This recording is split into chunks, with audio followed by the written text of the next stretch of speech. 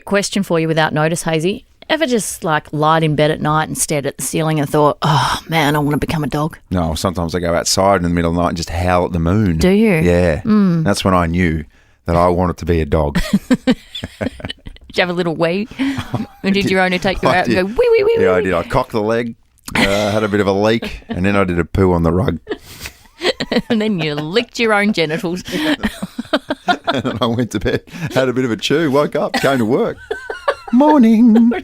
And that's when I went, hey, Hayesy, I really think if you've done all those things last night, you should become a dog. Yeah. Let's head to Japan, shall we? A Japanese man who spent more than $20,000 to become a dog has finally taken his first walk and immediately made some canine friends. You cannot make this up. Well done. Went for walkies. Yeah. do you do that with your dog? Walkies! Yeah. And they get so excited and their tails go and they're like... Yeah. And do you ever take your dog for a walk and all of a sudden a human climbs out of the suit? No. So known only as Toko, the man spent 2 million yen, that's $22,000 Australian, on a hyper-realistic rough collie costume to fulfill his lifelong dream of becoming an animal. So he's gone for a walk to the dog park, right? So in the pair of surreal videos posted to his YouTube channel, I Want to Be an Animal, Toko was seen being taken out for a walk on a leash and sniffing at other dogs in the park. Yeah, that's where he kind of reveals just a little bit too much about his personality. Yeah. Oh, it's okay, I can do this because I'm a dog now? Yeah. And also, technically a human. And also Toko has demonstrated some sort of sensibility because he said, I rarely tell my friends because I'm afraid they'll think I'm weird. Yeah. So you should. Oh, no, they'll accept me. No, they won't. So this story got me thinking, guys, and we'll whip around the room to see how you feel about this. But if you could dress up as any animal for a day and go and play a prank, what would you do? Abby, in the newsroom. I would want to be a fly. Yeah. Because, you know, when you have a fly that won't leave you alone and you get really angry and you can never hit it and kill it and all the rest of it. And it always ends in an F-off. Yeah, I would go and, like, haunt my ex-boyfriends and people that have annoyed me or that have been mean to me in my lifetime, I reckon. That's good. The agility of a fly is just phenomenal. Also, no judgment. You can just tuck into a whole heap of crap. Yeah. Everyone's like, that's what you do. Like, literally crap. Yeah, absolutely. If you're into that sort of thing, Abs. Yeah. So? I'm going in a practical direction. Okay. Octopus. Yeah. So I can maximise my grocery shopping efficiency. 8 arms. Grab them. That's smart. Out the door. So you got 2 arms pushing the trolley. 6 grabbing my condiments. Are you walking with your back? Yeah, sorry, two So walking, 2 two walking. hands Yeah. on the Oh. trolley. And then you got 4. And then So I you got got 4 grabbing. So if it's a thin aisle too, you got two arms on both aisles, just grabbing. Yeah. Not Yeah, even right. looking. Octopus in aisle 4, octopus in aisle 4.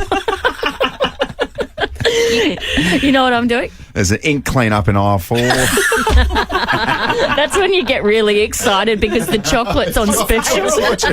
Oh, no, I've inked myself. Zoe's inked herself again. I'm going to dress up as a dolphin and I'm going to peruse the really...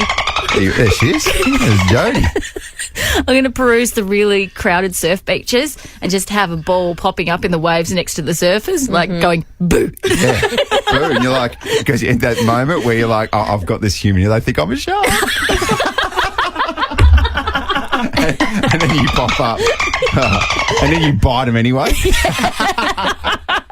And then I start laughing and rip my dolphin head off and go, no, it's me, Jodie. It's okay. And then the kid goes back to the original situation where they're absolutely scared. You know what? What would you do? Well, I think if you could take one guess, what do you think I Oh, I would think we all know what you like to dress up as. dress up as? Yeah. Maybe I'm dressed up right now. There he is. Underneath all of this, it's me, guys.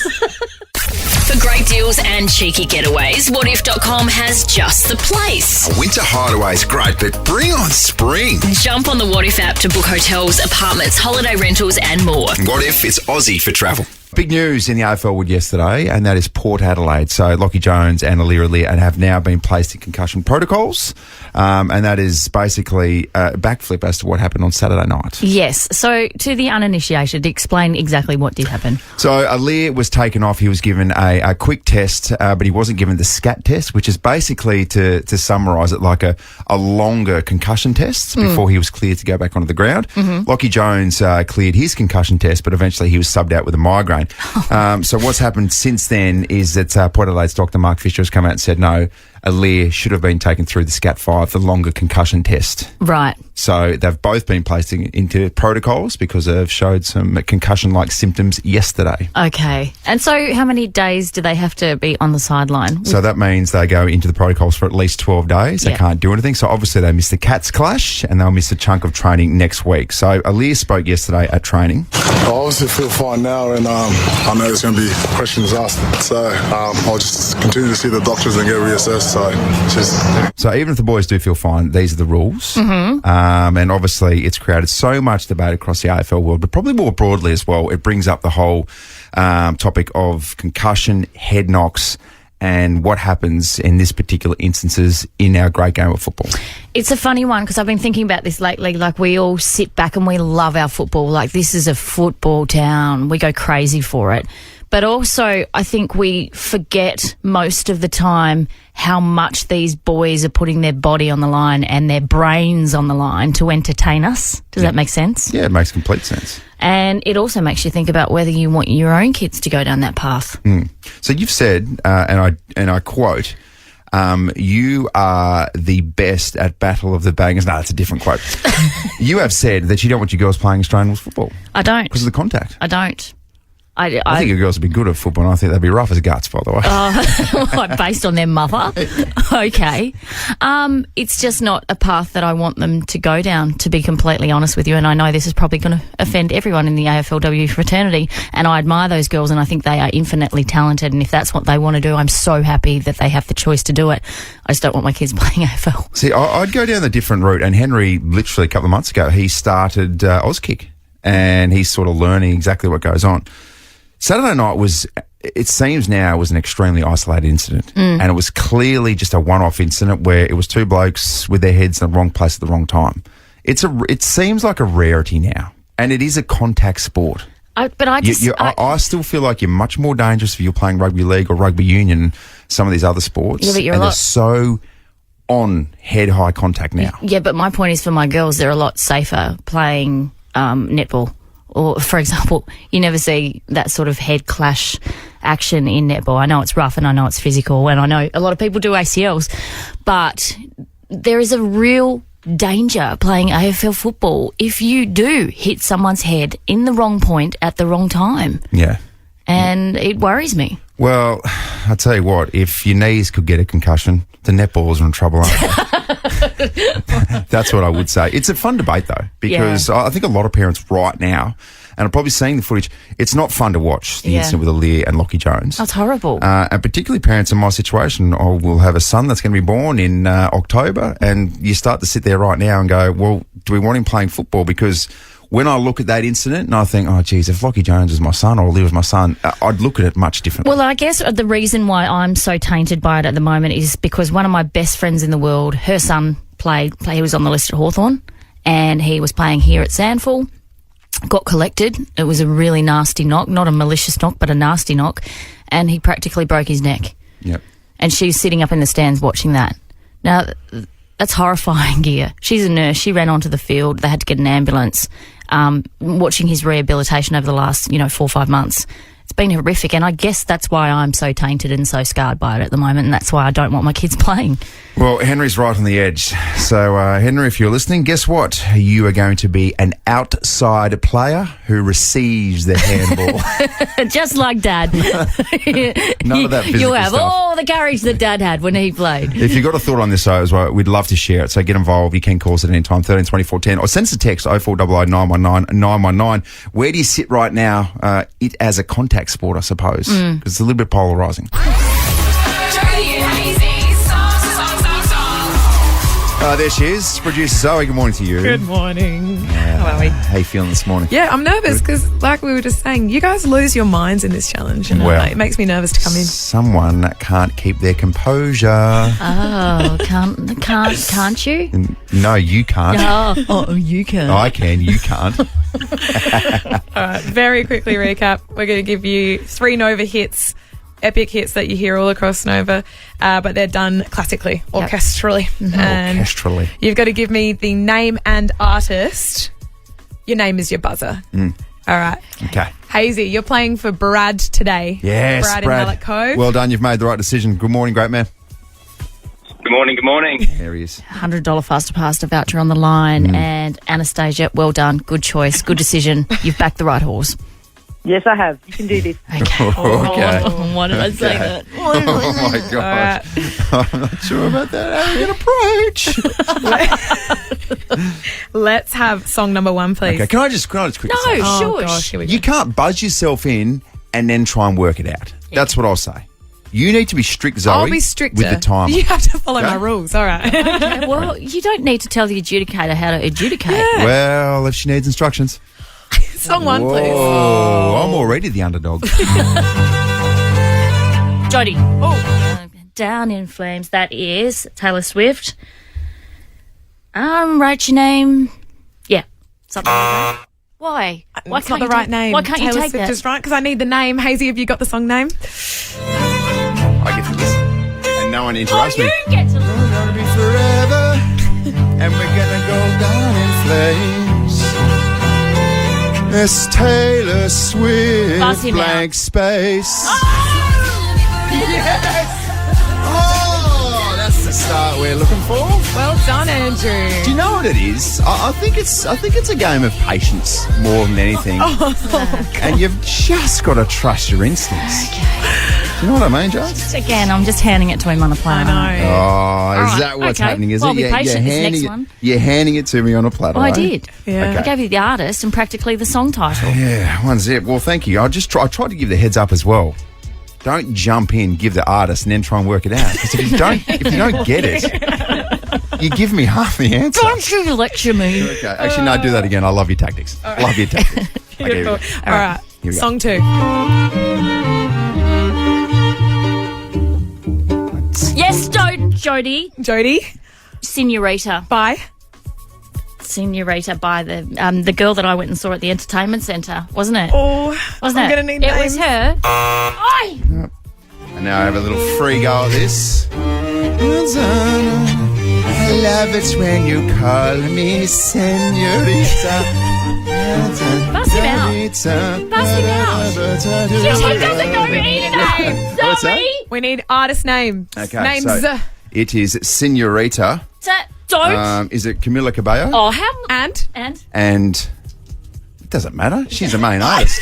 Bust him out. Zoe doesn't need a feature artist. yes, as it well. does. I needed both. Thank No, you. you don't. I'm in the newsroom. Have you got both? Sean I don't. Mendes. Oh, yeah. Shawn Mendes. Yeah. Who even is Shawn Mendes? Oh, what? Shawn who? Oh, man. Well, that's yeah. up the stakes a bit because it's 1 zip Hayesy still, and we've only got one song to go. That's good. a I bit love for the exciting. sake of theatre, Zoe, you're keeping Jodie involved. Good stuff. Appreciate Could that. you actually talk less during the song, like in between? Can you talk less? I get spare time to talk because you jump in. Yeah, Joe, it's Ruin patience. it. Okay, I'll try. All right. Here we go, All here right, we go. song 3. Here we go. Let's go. Oh, it's definitely Hosier.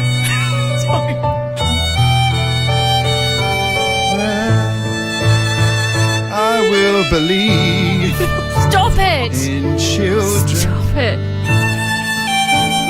Okay, Jodie. Oh, all right. All right, that's Ed Sheeran. Song name. Take me into your loving arms. No, you can't do that. You can't do that. And you just said Castle on the Hill too, by the way. No, I didn't. You did. Castle on the Hill, you just said as well. Hayesy, have you got an answer? Okay, so I'm going to go. And just let me soak up this moment. Hey, Brad, you there? Yeah, mate. You ready for this? Yeah. Ed Sheeran, Thinking Out Loud. He's done it. Never in doubt. Take me into your loving arms. Oh, no. Jodie's in the fetal position. Jodie's in the on the floor. Oh, baby. That's how it's done. There you go. Hayesy for the win. And One for the good guys. Brad's Congratulations, taking Brad. home a $100 fast pass voucher. And Jodie's not okay. Okay, well done, Brad. That's good. I'm happy for you. And Jodie is not okay. Hey, Anastasia, what did we learn from this? Jodie, just keep doing what you're doing. You're gonna win. Thank you. I don't think. Thank you, I Anastasia. don't think that's the lesson at all. Do you know what? I'm actually nearly in tears. The biggest breaking story this town has ever seen. This is huge. Just got valuable info. This is so juicy. Jodies Juice. Say this with much trepidation, but let's kick off with Cardi B. You got the clean version there? I don't know. We'll see what happens. Make it drop. That's some wet. It's a risk every time, isn't it? Isn't it? I mean, how many times do we listen to this song daily? Yeah. And you just don't know what version you're going to Just don't get. know what you're going to get. Yeah.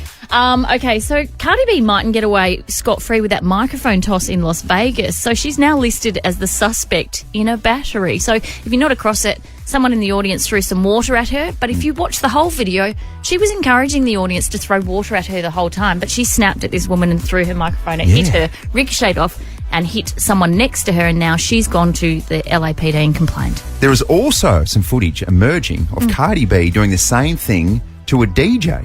Yeah, right. She's got history. Yeah, she does, actually. Oh. And she's been in trouble with the law for battery before. I'll tell you what, you need to tape the microphone to her hand. I know.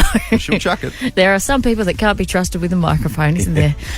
She's very colourful, Cardi, isn't she? A girl had beef with me, she gonna have beef with me forever. Hey America, what's poppin'? My name is Cardi B. You might know me as that annoying dancer on social media that be talking hella crazy. Hella crazy. Hella crazy. Yeah, she's fruitful. Yeah, she is. Yeah. Good on her. Juicy. Sonia Kruger has explained her brain was scrambled when she hit the stage to accept that gold Logie on Sunday night, during which she delivered a little controversial swipe at her fellow nominee, Hamish Blake. She basically said, she insinuated that their shed manager said that everyone was over Hamish. She was trying to be funny. It bombed. Yeah. But she has explained herself, saying she was very tired and she'd misplaced her actual speech. When they announced my name, I thought, oh my gosh, and I got up on stage. I had written something.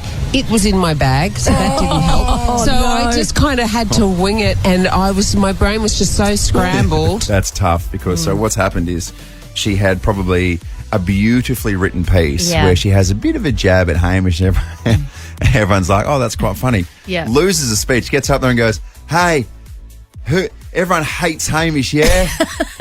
Everyone's gone, what? No, we love him, while they cradle Hamish Blake and be like, don't listen to it. It's fine. It's fine. I'll do a Simpsons reference here, which you normally do, but it's like that time that Homer goes to a dinner party and in his head he relives it and he's in a tuxedo and he's eloquent, but the reality was he was a drunken mess. I said I must get out of these wet clothes and into a dry martini. Why is my brain filled up with on-the-spot Simpsons quotes But you and know what's references? funny about that? I didn't even tell you I was going to talk about the Simpsons. I know, and I can't remember my daughter's birthday. But I can give you that quote on the spot. That is just... Juicy. Juice. Sydney superstar Lance Franklin has made the decision to retire immediately. So John Longmire said during a press conference yesterday that Buddy didn't go to. He's gone away with the family, with Jacinta and the kids. And he said that Franklin was pretty emotional when telling the Swans coach about the decision.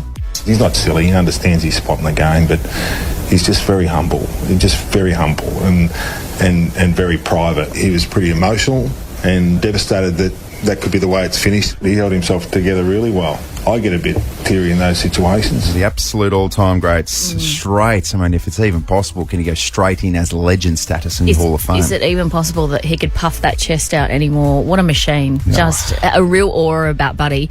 And I think it's sort of tarnished his legacy a little bit, all this booing stuff that's been happening during the year. Don't you think? That is ridiculous. It's been sad. But, I mean, the other talking point throughout the whole giant mega deal to Sydney was whether it was worth the investment. 1,000%. Yeah. Still got them to the 3 grand finals, they didn't win, but I would love to see some stats in terms of how much extra money it made the Swans and how much extra relevance, publicity and everything it gave them by having Lance Buddy Franklin on the books. You could really drill down on that on SEN, but not in Jodies Juice. Send us a text, 0427 154 177. Juice.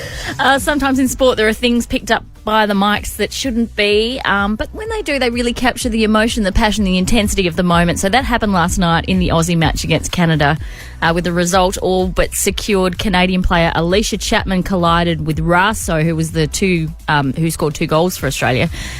And she came off second best. She's lying on the ground. Aussie coach Tony Gustafsson is on the sidelines. He gives the Canadian girl, a mouthful, and she responds with this. It's a little hard to hear, but I will explain it afterwards. To be made by Canada for that placement, and that's a heavy knock on Tony Russo. Oh, so that was a Canadian player? That was the Canadian player. Had a bit of feedback for our boy Tony Gustafsson. Yes, she said, the big G-man. She bleeping jumped into me, you bleeping, and I'll say twit, but you just need to change one of the vowels in that. Twit. Or the consonants, I can't remember which one. Twit. What's a vowel again? What I call you every morning, Hayesy. Oh, no. Oh, my gosh. That word? Yes. Well, that is very aggressive. Dear, that's my juice. And that's Jodies Juice. What about this story that I've stumbled across on the TikTok? A mum has paid her daughter... As you adjust your glasses. Can you listen to this? A mum paid her daughter $500 to go on 100 dates with different men before settling down and getting married. What about that? Wow. Interesting, isn't it? That's strange behaviour. TikToker Elise Carolyn, you would have heard of her. She shared a video showing a mobile phone in a woman's hand as she scrolled through a huge list of names. The video, which has more than 7 million views, was captioned, "When your mum pays your sister $500 to go on 100 dates with 100 different guys before getting married."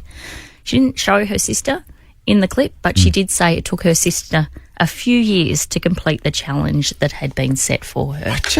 I can't really wrap my head around this and what sort of behaviour this is encouraging, or is it very much a, spread your wings type situation? Make sure you test all the fish before you fry one up? Well, this is my point exactly. I've got 4 girls.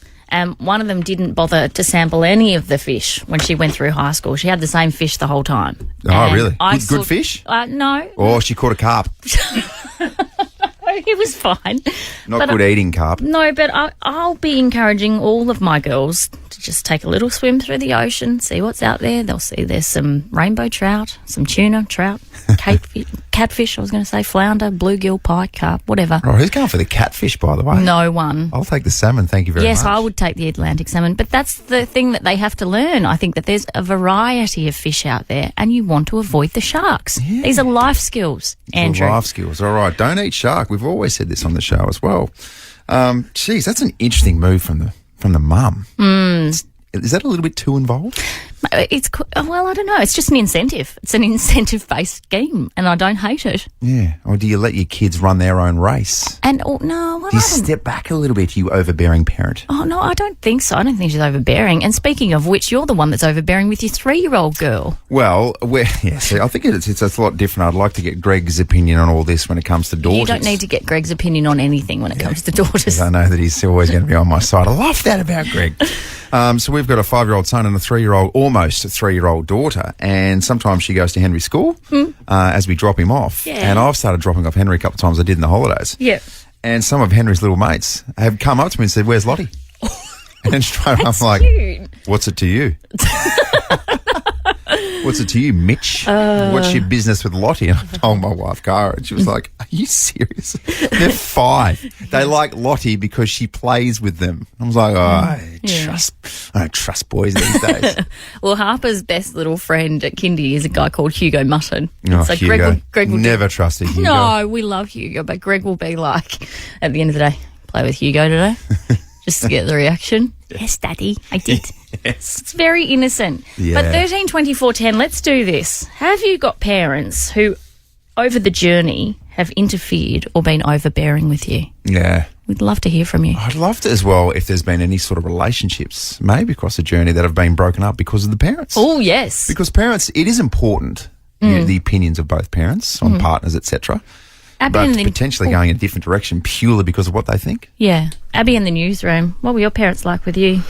Well, as we know, I've given up on dating, so I think this would be quite good. But I'd be asking for way more than $500. Mum would need to give me maybe, I don't know, 1,500, 2,000 maybe. Yeah. No, Mum just continuously says to me, I just need you to find someone so I don't have to worry about you anymore. So it's not overbearing, but it's just annoying. So I'm like, you know what, Mum? Maybe I'm the empire. Maybe I'm the queen, you know? I don't need a king. Yeah. Yes, boo. Salute to the Get queen. it. But yeah, I've given up. So maybe if she slings some cash my way because I'm trying to build a house, that'd be great. Okay. So I am the queen, but also give me money. Yeah, I'll do anything for money. Anything. When have your parents been overbearing and interfered? Josh, our camera guy, you had an experience overseas. I did indeed. So I grew up in Dubai and I dated this girl for 2 years.